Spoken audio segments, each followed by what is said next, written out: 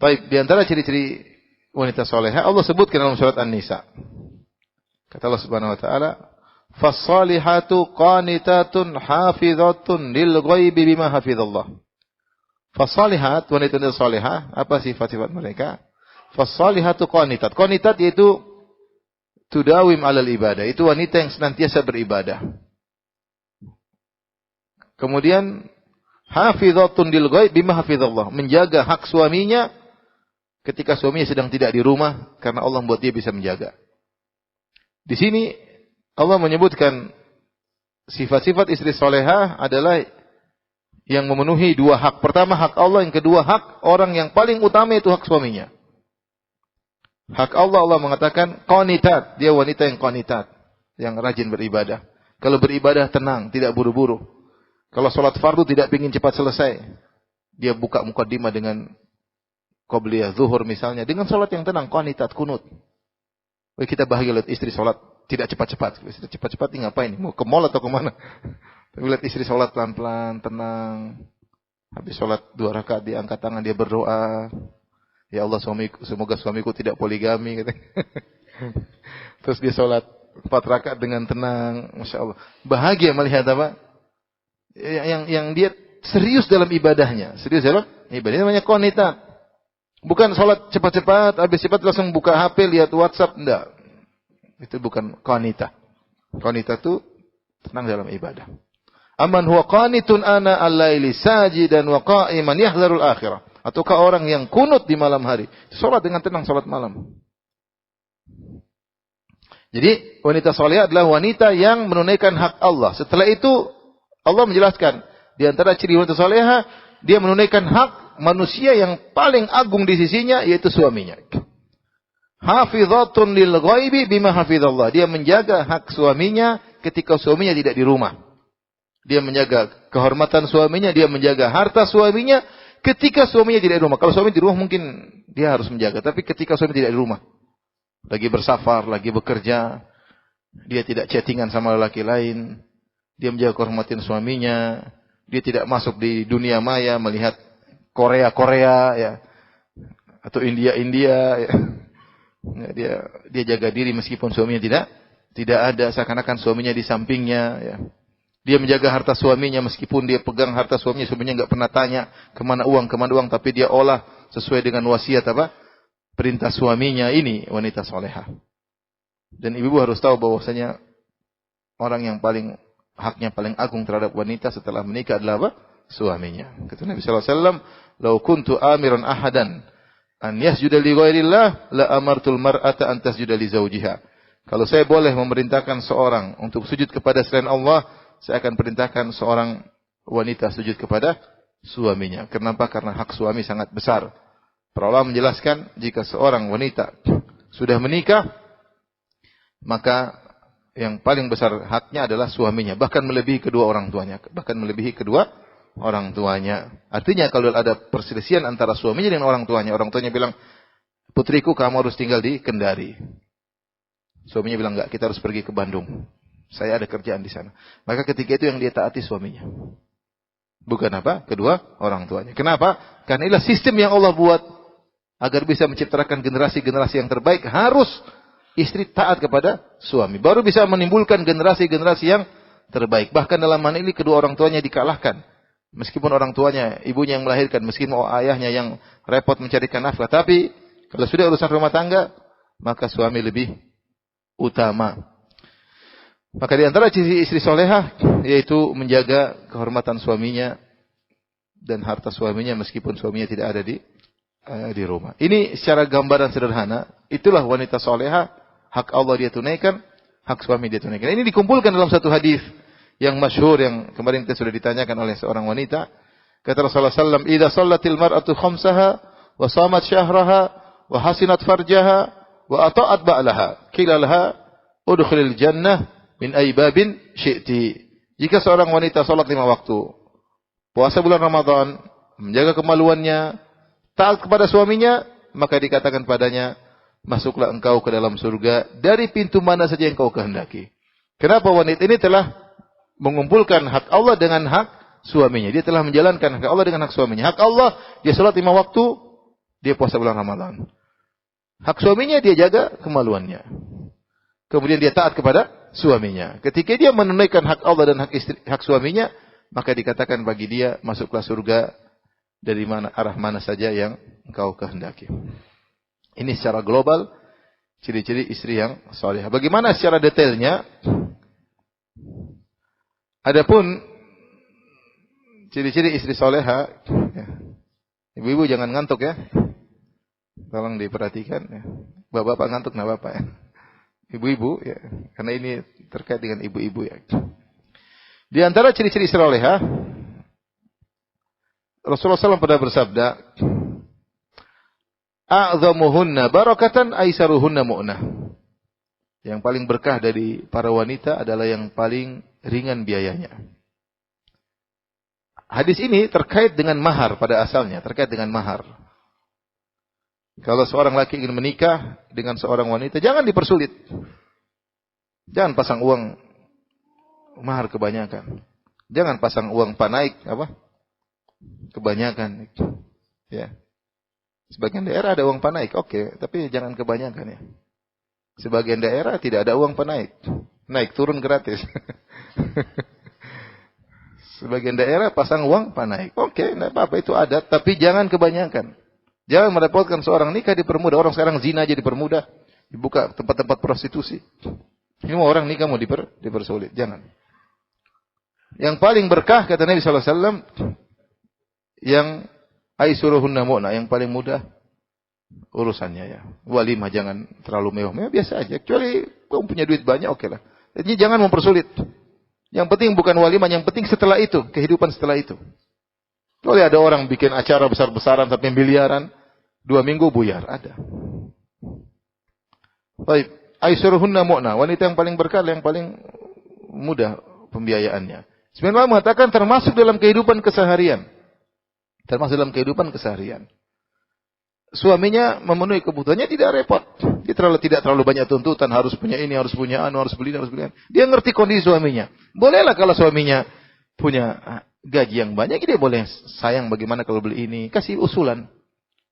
Tapi bukan yang menekan suaminya kerja keras, tidak dihargai, kurang. Ini wanita yang tidak berkah. Wanita yang berkah, yang paling mudah pembiayaannya.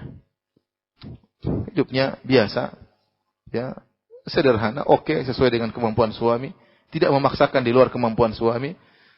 Ini salah satu ciri istri salehah. Oleh karenanya pembahasan ini sangat penting di zaman sekarang. Kenapa? Karena wanita diserang dengan pemikiran dari luar. Dulu wanita di rumah, sekarang wanita di rumah pun nonton Facebook, nonton YouTube, lihat Instagram, lihat kemewahan, lihat model-model baru, lihat tas-tas mahal. Itu bisa bayangkan ada seorang lelaki gajinya sedikit, terus lihat istrinya selalu lihat tas-tas mahal di Instagram. Ini lihat melulu sudah tahu suami tidak punya gaji tapi ngelihatnya tas-tas mahal. Kenapa? Salah pergaulan. Salah pergaulan apa yang dia tonton, salah pergaulan dengan teman-temannya hidup kemewahan. Ya.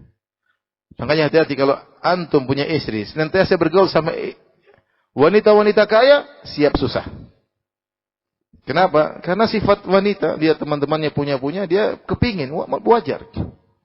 Kalau antum ingin antum muda bahagia, biar istri bergaul dengan orang-orang yang susah. Ajak ke rumah orang susah. Ada yang rumah cuma 6x4, suami istri, anaknya 10 misalnya. Anaknya 6 itu ada seperti itu. Rumah kecil cuma mungkin 4x6 atau lebih kecil dari itu, tapi anaknya banyak. Kemudian kamarnya cuma berapa. Ya. Biar istri kita menjadi wanita yang bersyukur. Tapi kalau dia bergaul sama orang kaya, akhirnya biaya kehidupannya banyak ya. Ini bukan dalil bahwa suami harus pelit. Enggak, saya tidak menyuruh wanita lelaki pelit. Lelaki jangan pelit. Tapi istri juga jangan boros.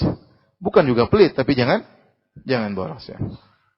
Tapi di antara sifat wanita yang salehah, wanita yang memperhatikan penampilannya dalam pakaiannya, penampilannya, kemudian cara berbicaranya. Yang Rasulullah SAW pernah mengatakan khairun nisa, wanita yang terbaik. Tasurruhu idza nadhara ilaiha, yaitu wanita yang menyenangkan dia jika dia melihat kepada wanita tersebut. Wa tuti'uhu idza amar, dan wanita tersebut taat kepadanya jika dia perintah. Maka hadis ini menunjukkan kalau wanita ingin meraih keterbaikan, berusahalah dia enak dipandang oleh suaminya, Dan ini mengharuskan dia untuk memperhatikan penampilannya. Dan kita tahu di antara tujuan pernikahan adalah menundukkan pandangan. Nabi SAW mengatakan, ya ma'syaras syabab, ya, menikahlah wahai para pemuda, ya. Kenapa? Fa innahu aghaddu lil basar, karena menikah lebih menundukkan pandangan, wa ahsanu lil farj, lebih menjaga kemaluan. Maka jika seorang wanita sadar bahwasanya di antara tujuan pernikahan syar'i adalah untuk menundukkan pandangan suami, untuk menjaga kemaluan suami, maka dia berusaha untuk menyenangkan hati suaminya. Yang Rasulullah SAW mengatakan, tasurruhu idza nadhara ilaiha, menyenangkan dia jika dia melihat kepada istrinya. Dari situ seorang wanita hendaknya menjaga penampilannya, ya. Berhias untuk apa? Suaminya.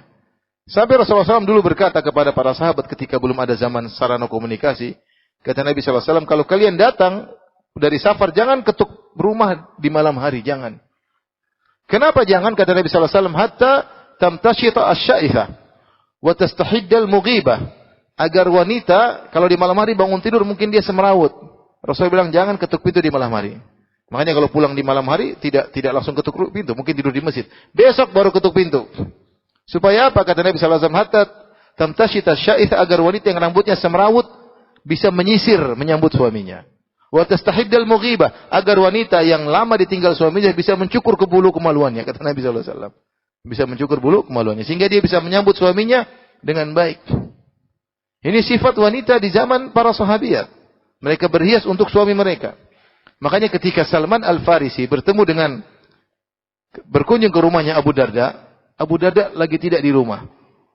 Kemudian wara'a Ummad Darda mutabaddzilah. Kemudian Salman Al-Farisi radhiyallahu anhu melihat istrinya Abu Darda pakaiannya tidak rapi. Kenapa tidak rapi? Karena kebiasaan para wanita dahulu, mereka di rumah mereka pakaiannya rapi. Karena ingin menyambut apa? Suaminya.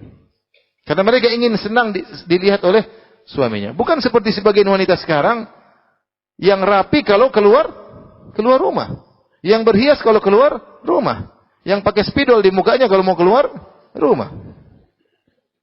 Kalau di rumah seadanya. Suami saya sederhana. Terus kamu tidak berhias. Di rumah. Bagaimana seorang suami di luar rumah ketemu dengan wanita-wanita cantik di kantor.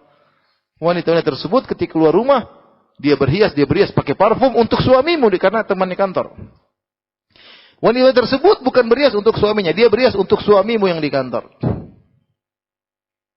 Dan suami lihat seperti wanita cantik, begitu pulang ke rumah, anti tidak berhias.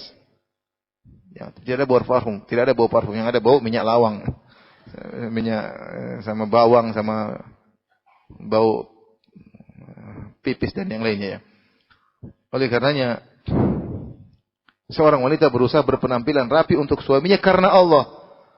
Anti berhias, anti pakai parfum untuk suami, cukur yang perlu dicukur, dirapikan semuanya karena Allah Subhanahu wa taala, agar anti menjadi wanita yang terbaik. Tasurruhu idza nadhara ilaiha. Ya, yaitu wanita tersebut menyenangkan suaminya jika suaminya melihat kepada suaminya. Maka tidak jadi masalah olahraga misalnya, perhatikan tubuh, ya, diet misalnya, ya, karena Allah Subhanahu wa taala. Mentang-mentang di masa pertumbuhan kemudian berkembang sebesar-besarnya, jangan. Jadi menyenangkan suaminya. Penampilannya dia perhatikan, ya. Saya sering sampaikan, ya. Ya, bagaimana seorang istri akhlaknya itu sangat penting. Kemudian tutur kata dijaga. Jadi suaminya nyaman ngobrol sama dia. Sama dia. Kalau ngobrol sama suami, pilih kata-kata. Karena di depan kita ini sosok yang Allah suruh seorang wanita untuk hormat sama dia. Menghormati suami dapat pahala. Memuliakan suami dapat pahala. Hak suami lebih daripada hak kedua orang tua. Jika seorang wanita merasa ketika dia memilih kata-kata ngobrol sama kedua orang tuanya, dia merasa dapat pahala, Ketahuilah ketika dia pilih kata-kata untuk ngobrol sama suaminya, dia juga dapat apa? Pahala.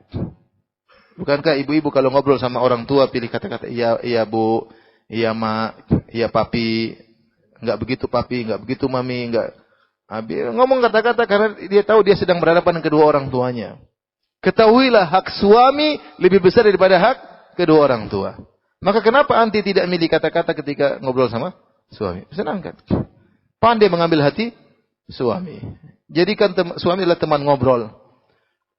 Tinggalkan medsos. Itu merusak kebahagiaan rumah tangga. Semakin banyak suami atau istri main medsos, semakin tidak bahagia di rumah. Demi Allah, semakin tidak bahagia. Kita main medsos secukupnya. Sehingga ada waktu ngobrol sama istri. Ada waktu kalau kita pun dari jauh, kita video call sama istri. Ada waktu ngobrol sama istri. Kenapa? Kita merasa rindu. Jadi kalau kita tiap hari lihat medsos, lihat cewek cantik-cantik, ya, mana kita mau rindu sama istri? Kita rindu sama istri orang, waliyadzubillah. Lihat istri cantik-cantik, kurus, putih, tinggi, mancung, cantik. Lihat istri, gemuk, gembrot. Yang harusnya istri terlihat cantik jadi nggak cantik. Kenapa? Karena kita maksiat. Main medsos melulu. Kebahagiaan Allah cabut. Kebahagiaan Allah cabut. Kita ingin bahagia. Ingin qanaah. Kalau qanaah jangan suka melihat ke atas. Jadi bagaimana caranya istri agar suami melihat menyenangkan. Kalau ibu lagi mau tidur kemudian suami lus-lus rambutnya dilihat, itu insya Allah ciri-ciri wanita apa? Penghuni surga. Suami betah ngelihat anti. Tapi kalau nggak mau dilihat, ini kenapa ini? Entah suaminya tukang maksiat, entah istrinya tidak perhatian terhadap dirinya. Ya. Kemudian penampilan fisik penting, yang lebih penting lagi penampilan akhlak. Ini yang paling penting. Ini yang buat seorang lelaki diikat hatinya oleh istrinya. Istrinya nurut. Tuti'uhu idza amar, nurut jika diperintahkan. Ya, tadi di antara ciri penghuni surga, ya, wa ata'at ba'laha, nurut kepada suaminya. Dalam hadis Rasulullah menyebutkan ciri-ciri wanita terbaik, al-muwatiyah, al-muwasiyah. Al-muwatiyah itu selalu mencocoki suaminya. Suaminya ngomong A, dia berusaha mensinkronkan. Suaminya begini, dia berusaha mensinkronkan. Bukan suaminya ngomong A, dia bilang B. Suaminya bilang utara, dia bilang selatan. Wah, ini repot tiap hari begini. Umi kesana Mi, enggak lah ke situ Bi. Umi lewat belakang mall, jangan lewat depan mall. Selalu membangkang setiap hari. Ini yang suami yang mana, saya atau kamu? Lihat Imam Ahmad rahimahullah ta'ala, dia mengatakan, aku menikah dengan Ummu Saleh 20 sana, 20 tahun. Walam akhtalif ana wahiyya fi kalimah wahidah. Kami tidak pernah berselisih dalam satu perkataan pun selama 20 tahun. Luar biasa. Dan itu adalah seharusnya yang terjadi bagi orang yang sudah wanita, lelaki yang sudah ikut pengajian, seorang wanita yang harusnya ikut pengajian, harusnya begitu. Pengajian bukan hanya wawasan, tapi dia praktekkan dalam kehidupan sehari-hari. Bagaimana terjadi ya mula'amah, yaitu kesesuaian, sinkronisasi antara suami dan istri. Bukan sebaliknya. Suami bilang A, dia bilang B. Enggak, jangan begitulah. Bagaimana kehidupan kita punya pasangan seperti itu sama 30 tahun, kita menderita 30 tahun. Kita pengen bahagia enggak? Pengen bahagia, rubah cara kehidupan berumah tangga. Ya. Al-muwatih, wanita yang senantiasa berusaha mensinkronkan dengan suaminya. Jadi, paling penting daripada penampilan fisik adalah penampilan akhlak. Akhlak yang mulia, nurut sama suami, menghormati suami, berkata-kata yang lembut. Ya. Kalau bicara dengan kata yang baik, ya. Bukan dengan bahasa yang kasar. Jadi saya sering cerita lagi ya. Saya punya teman di satu daerah, istrinya 3 ya, bukan di sini ya. Istrinya 3. Dia bilang, Ustaz, ada satu yang paling saya cintai. Ya. Saya bilang, yang kenapa? Dia paling cantik? Oh bukan dia bukan yang paling cantik. Terus kenapa? Akhlaknya Ustaz. Kok bisa? Ya, kalau saya mau pulang, dia telepon. Abang atau Abi di mana? Mau makan apa? Abi mau sesuatu, saya siapin di rumah. Dia tanya dulu sebelum suaminya datang. Kalau saya sudah datang Ustaz, dia bukan baju saya, dia bukan sepatu saya. Dia sambut depan rumah. Kalau saya mau makan ikan, dia siapkan makanan. Dia cabut semua tulang-tulang ikan. Subhanallah. Ibu-ibu ada yang begitu? Tulang sama ikan dicabut. Luar biasa. Ini saya bukan cerita dongeng ya. Ini dia langsung cerita sama saya. Cerita. Subhanallah. Itu yang buat saya sangat sayang sama dia. Ibu-ibu makanya kalau suami pulang cek-cek. Kalau misalnya nggak enak baunya dikasih parfum. Kalau giginya ini disikatin giginya ya. Dilayanilah apa? Suami. Ini yang buat seorang laki sulit lupa dari istrinya karena kelakuan istrinya yang baik. Kata-kata dipelihara, ngomong yang baik, jangan angkat suara. Sebagian wanita Masya Allah kalau udah telepon di HP dengan temannya, oh iya ukhti, kaifa haluki, gimana kabarnya lembut. Oh sama suami, itu ambil deh, itu sama suaminya kasar. Jangankan sama orang lain, sama tukang bakso saja lembut. Mas, tambah dong 1 mangkok mas, kecapnya mas. Sama tukang bakso apa? Lembut. Sama suaminya, ambil tuh. Subhanallah. Jangan-jangan suaminya bercita-cita menjadi tukang bakso. Supaya dilembutin oleh apa? Istrinya. Kata-kata yang lembut. Ada seorang protes, cerita sama saya. Subhanallah. Temannya, kalau pas lagi ke tukang parkir terus kasih uang 10.000, tukang parkir doain. Ya Allah, semoga dapat surga, didoain 10.000. Dia pulang ke rumah istrinya kasih 100.000. Kok cuma segini?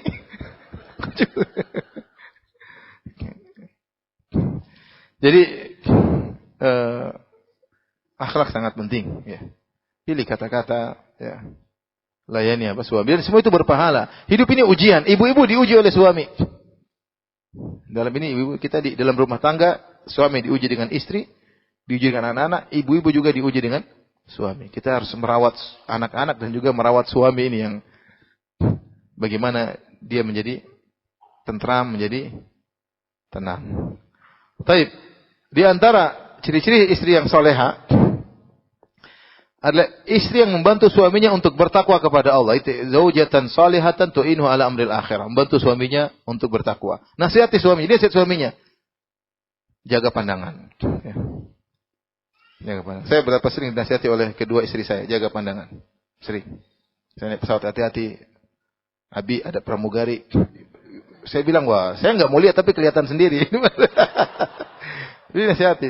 Saya butuh nasihat. Ya, Ustadz juga butuh apa? Nasihat. Istri saya sering nasihat. Kadang kalau saya marah, Abi gimana? Nggak beriman sama takdir. Saya dinasihat sama istri saya. Tidak ada orang berani nasihat seperti itu kecuali istri saya. Abi gimana? Itu ceramah. Enggak beriman sama takdir. Ayo beriman ya. Sabar ya. Kadang-kadang saya lagi oh, Abi sombong tadi, cara ngomongnya sombong. Yang bilang gitu istri saya. Enggak, saya enggak sombong, enggak, tadi Abi sombong. Tidak seperti begini biasanya Abi bicara. Saya ditegur. Ada yang tegur. Jadi istri soleh, istri yang membantu kita untuk taat kepada Allah Subhanahu wa taala. Ada suatu hadis yang indah saya bacakan. Diriwayatkan oleh Tirmidzi dan juga oleh Al-Bukhari dalam Adabul Mufrad. Tentang kisah Abul Haytham. Abul Haytham Al-Ansari radhiyallahu taala anhu ya. Saya bacakan hadisnya panjang sedikit tapi bermanfaat insyaallah. Suatu hari kharaja Rasulullah sallallahu alaihi wasallam fi sa'atin la yakhruju fiha wa la yalqahu fiha ahad. Rasulullah sallallahu keluar di suatu hari yang biasanya Rasulullah sallallahu tidak keluar pada waktu-waktu tersebut dan tidak seorang bertemu dengan Nabi. Fa'atahu Abu Bakar. Rasulullah sallallahu pun didatangi oleh Abu Bakar. Faqala ma ja'a bika ya Abu Bakar. Rasulullah bertanya, apa yang buat engkau datang kemari wahai Abu Bakar? Kharajtu alqa Rasulullah sallallahu alaihi wasallam anzuru fi wajhi wa taslim alaih. Saya keluar untuk menemui Rasulullah, yang menemui Anda agar saya melihat wajah Anda dan saya mengucapkan salam pada Anda. Abu Bakar rindu ketemu Nabi sallallahu alaihi wasallam. Maka dia keluar cari Nabi, ketemu Nabi juga ternyata lagi keluar. Falam yalbas in ja'a Umar. Tiba-tiba datang Umar bin Khattab radhiyallahu anhu. Faqala ma ja'a bika ya Umar? Rasulullah mengatakan, apa yang buat kau datang wahai Umar? Qala al-ju' ya Rasulullah. Lapar ya Rasulullah. Saya belum makan. Subhanallah. Ya, lapar. Qala wa ana qad wajadtu ba'dha dzalik. Saya pun keluar karena saya ada lapar, kata Nabi. Subhanallah. Keluar karena apa? Lapar. Ini orang-orang yang dijamin masuk surga. Mereka terkadang kelaparan, mereka bingung, mereka keluar. Enggak ada makanan. Fantalaqu ila manzil Abil Haytham Al-Ansari. Maka mereka pun berjalan bertiga, Abu Bakar, Umar, Nabi sallallahu alaihi wasallam pergi menuju rumah Abul Haytham. Wa kana rajulan katsiran nakhl wasya'. Dan dia seorang yang punya banyak pohon korma dan punya banyak kambing. Qalat wa lam yakun lahu khadamun falam yajiduhu. dan dia tidak punya pembantu-pembantu, maka Rasulullah cari kok enggak ketemu Abu Haytham. Dapat istrinya. Faqalu imra'atihi, "Aina sahibuki?" Istrinya ada, tapi Abu Haythamnya enggak ada. Maka para sahabat dan Nabi bertanya, "Wahai sang wanita, mana suami anti?" Qalat, "Intalaqa yasta'dzibu lana al-ma." Dia sedang keluar mencari air tawar buat kami, buat air minum. Falam yalbathu an ja'a Abu Haytham bi khirbatin yaz'abuha fawada'aha. Kemudian tiba-tiba enggak lama kemudian datang Abu Haytham bawa tempat besar isi air, kemudian dia dorong, dihadirkan di hadapan Nabi sallallahu alaihi wasallam. Tsumma ja'a yaltazimun Nabi sallallahu alaihi wasallam wa yufaddihi bi abi wa ummi. Kemudian dia datang, dia tahu Nabi datang, dia senang, dia temui Nabi, dia mengatakan fidaka bi abi wa ummi, intinya dia menghormati Nabi. Tsumma talaqa bihim ila hadiqatin fa basata lahum bisatan. Kemudian dia bawa Nabi, Abu Bakar dan Umar ke kebunnya, kemudian dia bentangkan semacam tikar. Tsumma talaqa ila nakhlatin faja'a bi qinwin fa wada'ahu. Kemudian dia pergi ke salah satu pohon kormanya, dia ambil satu tangkai, isinya banyak korma, masih bercampur antara rutab dan busar. Rutab itu yang kuning, busar itu balah yang warna merah. Kalau antum ke Madinah, antum sering beli, ada korma yang sudah kuning, ada korma masih apa? Merah. Ada lagi sebelumnya hijau. Katanya hijau itu obat mandul, kemudian agak merah sedikit namanya balah atau busar, satunya lagi udah menguning namanya rutab. Maka dia ambil setangkai korma bermacam-macam isinya. Kemudian dia letakkan di hadapan Nabi sallallahu alaihi wasallam. Rasulullah berkata, "Afala tanaqqaita lana min rutabihi?" Kenapa kau tidak pilih bawakan yang rutab-rutab saja, kau bawa satu tangkai. Pilih yang kita siap makan rutab, karena rutab lebih enak daripada balah. Tapi ada orang suka yang warna merah sebelum warna kuning. Tapi asalnya yang dimakan yang warna apa? Kuning, karena sudah masak. Kalau dibiarkan terus jadi warna hitam, jadi korma. Korma itu pertama muncul hijau, kemudian dia merah, kemudian apa? Merah namanya balah, kemudian dia kuning namanya rutab, kemudian dibiarkan jadi hitam namanya tamar, menjadi korma. Maka Rasulullah mengatakan, "Kenapa engkau tidak memilihkan buat kami?" Maka dia menjawab, Abu Haytham, "Ya Rasulullah, inni aradtu an takhtaru wa an takhayyaru min rutabihi wa busrihi." Saya ingin kau pilih sendiri Rasulullah. Saya hidangkan, silakan pilih. Jadi banyak pilihan. Kau pilih rutabnya, pilih busarnya. Fa akalu wa syaribu min dzalikal ma'. Kemudian mereka pun makan dari korma. Kemudian mereka minum dari air yang dibawa oleh Abu Haytham, yang Abu Bakar dan yang Umar dan Nabi kelaparan. Faqala hadza, kata Nabi sallallahu alaihi wasallam, "Hadza walladzi nafsi biyadihi minan ni'am alladzi tus'aluna anhu yaumal qiyamah." Demi Allah, kata Nabi, ini nikmat yang kita rasakan. Korma yang kita makan, air minum yang kita minum adalah nikmat yang akan dimintai pertanggungjawaban oleh Allah pada hari kiamat kelak, sudah kita syukuri atau tidak. Jadi ini nasihat bagi kita semua. Semua nikmat yang kita rasakan, nikmat pandangan, nikmat bisa berucap, nikmat kesehatan, nikmat mobil, nikmat rumah, nikmat istri, nikmat anak-anak, semuanya akan dimintai pertanggungjawaban oleh Allah Subhanahu wa taala. "Tsumma latus'alunna yauma idzin 'anin na'im." Dan benar-benar kalian akan ditanya tentang kenikmatan yang kalian rasakan ini. Itu apa kalian sudah mensyukurinya atau tidak?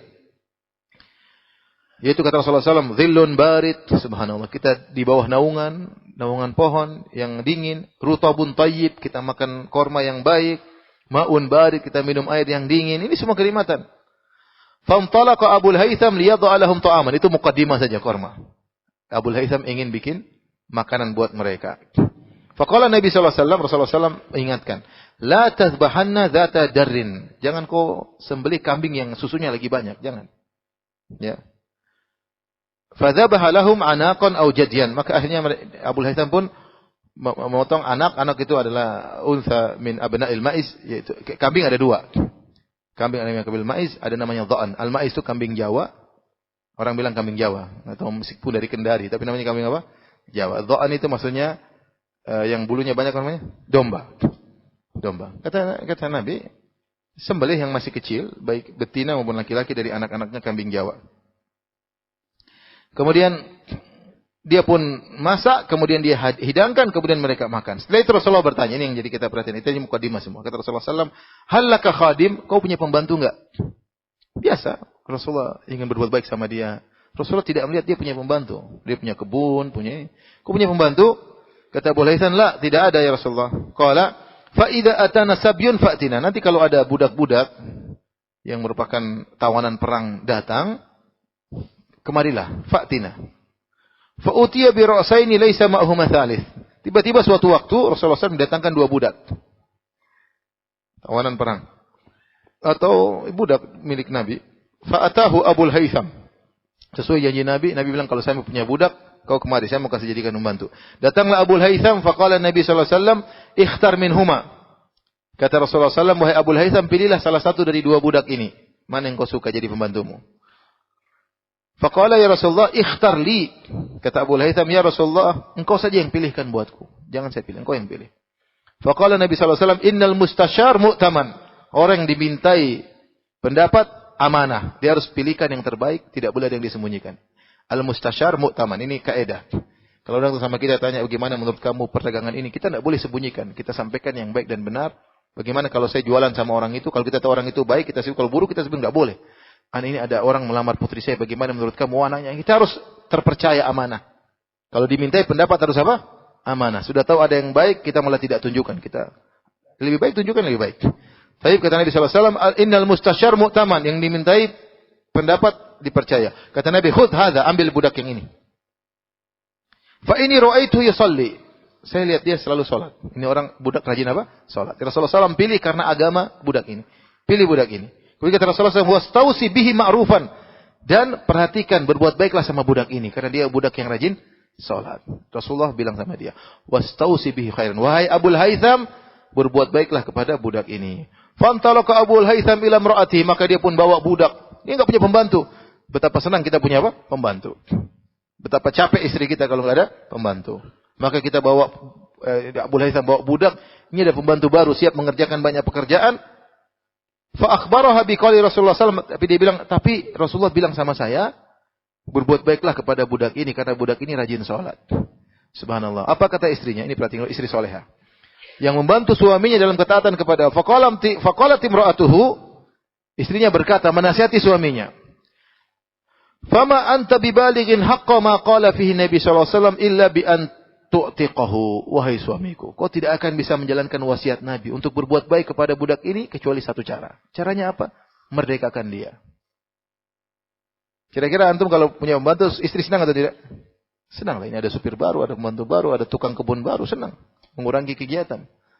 Ya, siapa tidak senang punya pembantu? Tapi istrinya ini, dia tidak pikir kesenangan dirinya, dia pikir bagaimana suaminya bertakwa kepada Allah. Ini yang hebat ini. Banyak wanita, kalau dia memutuskan perkara, yang dia pikir dirinya. Dia bilang ini baik, padahal nggak baik. Ini beli ini, dia bilang ini bagus, padahal buat kepentingan dia. Dia tidak pikir bagaimana suaminya, bagaimana agama suaminya, apa yang terbaik bagi suaminya. Ini wanita tidak. Kalau mau pikir dirinya, dia senang punya membantu. Tapi dia pikir bagaimana suaminya bisa bertakwa kepada Allah, bisa dekat dengan Allah. Maka dia mengatakan, ya, tidak ada cara lain agar kau bisa menjalankan wasiat Nabi kecuali kau merdekakan apa? Budak ini. Dan suaminya mendengar nasihat istrinya. Dia mengatakan, fahuwa atiq, merdeka engkau. Subhanallah. Kemudian Nabi tahu tentang kejadian tersebut. Nabi komentar, Inna Allah lam yab'ats nabiyyan. Nabi tidak marah. Kenapa kau enggak? Benar. Artinya Nabi mendiamkan kejadian tersebut. Berarti Nabi membenarkan pilihan apa? Istrinya. Wasiat istrinya, nasihat istrinya untuk merdekakan budak. Benar. Rasulullah SAW berkata, Inna Allah lam yab'ats nabiyyan wala khalifatan illa walahu bitonatan. Tidak Allah mengutus Nabi, tidak Allah menjadikan suatu khalifah kecuali ada dua model teman bagi mereka. Bitonatun ta'muruhu bil ma'ruf wa tanha 'anil munkar. Teman yang baik yang menyuruh kepada kebaikan, yang melarang dari kemungkaran. Wa bitonatun la ta'luhu khabalan, dan satu teman yang selalu mengajak pada keburukan dengan cara-cara yang sepertinya baik ternyata buruk. Wa man yuqa bitonata su' faqad wuqi. Siapa yang terjaga dari teman yang buruk maka dia telah terjaga. Dan suami pun demikian. Kalau suami, istrinya itu adalah teman dekatnya yang selalu membisikinya. Betapa banyak orang dia hebat, berhasil, kenapa? Karena istrinya. Dan betapa banyak orang rusak, kenapa? Karena istrinya. Bisik kata-kata yang indah ternyata buruk. Oleh karenanya seakan-akan Rasulullah mengomentari, kamu hendaknya bersyukur wahai Abul Haytham, ternyata istrimu adalah teman yang baik, yang membantumu untuk bertakwa kepada Allah. Makanya saya ingatkan istri, kalau ada suami misalnya nonton Korea, tegur. Kau nonton bencong-bencong ngapain? Tegur, enggak boleh. Ngapain nonton film laki-laki perempuan? Dalam film Korea itu ada perempuan cantik, ada laki-laki ganteng, gitu tidak? Ya gimana cemburuan kita lihat istri kita nonton laki-laki ganteng lebih ganteng dari kita? Cemburu atau tidak? Antum cemburu tidak? Saya enggak tahu ada kecemburuan di sini tidak. Cemburu dong. Istri kita melotot ngelihat apa? ngelihat laki-laki lain. Ibu juga cemburu melihat istrinya, suaminya nonton lihat cewek Korea sambil geleng-geleng. Gimana mau bahagia rumah tangga seperti ini? Hambar jadinya. Kelezatan dicabut oleh Allah Subhanahu wa taala. Maka jangan lupa menasihati suami untuk bertakwa kepada Allah, istri yang salehah. Menasihati suami untuk bertakwa kepada Allah. Saya rasa waktu sudah kejauhan. Mungkin sampai sini saja. Masih banyak ciri-ciri istri salehah namun lain